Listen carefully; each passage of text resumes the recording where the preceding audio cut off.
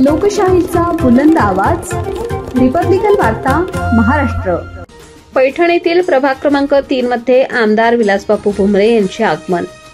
पैठणच्या नागरिकांना धनुष्यबाणाला मतदान करण्याचे आवाहन। बातमी पैठणीतून।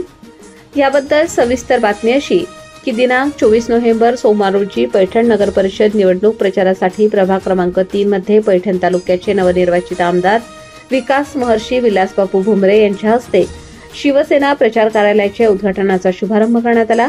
त्यावेळी उद्धव बाळासाहेब ठाकरे शिवसेना गटाचे सक्रिय कार्यकर्ते सुनील भाऊ काकडे आणि विश्वकर्मा संघटनेचे अध्यक्ष महेश चेन्ने यांनी छत्रपती संभाजीनगरचे खासदार लोकनेते संदीपानजी भुमरे यांच्या नेतृत्वावर विश्वास दर्शवत आमदार विलासबापू भुमरे यांच्या प्रमुख उपस्थितीमध्ये शिंदे गट शिवसेनेमध्ये प्रवेश केला। त्यावेळी माजी नगराध्यक्ष राजूभाऊ गायकवाड, नंदूअण्णा काळे, दादा बारे, नगरसेवक तुषार पाटील आणि शिवसेनेचे पदाधिकारी उपस्थित होते।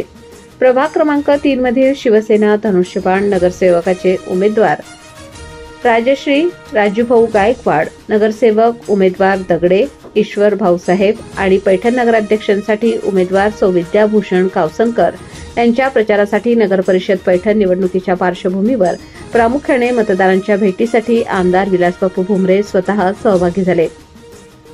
त्याप्रसंगी आमदार विकास महर्षी विलासबापू भुमरे यांचे स्वागत करण्यात आले। अन्नपूर्णा नगर, इंदिरानगर आणि नवीन कावसान या ठिकाणी संपूर्ण वार्डाची पाहणी करून मतदारांच्या अडीअडचणी जाणून लहान थोर ज्येष्ठ नागरिकांशी संवाद साधला। नवीन कावसान येथील बुद्ध विहारात जाऊन प्रत्यक्ष पाहणी करून बुद्ध विहारात आणखी मूलभूत सुख सुविधा उपलब्ध करून देण्यासाठी जास्त निधी उपलब्ध करून देण्याचे सांगितले।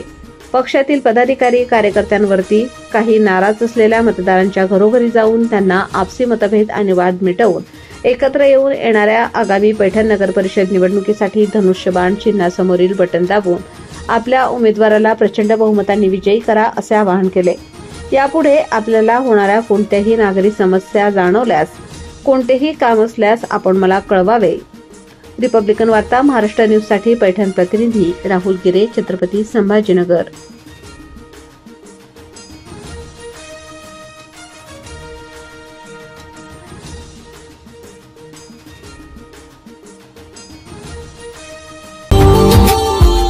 Subscribe now and press the bell icon.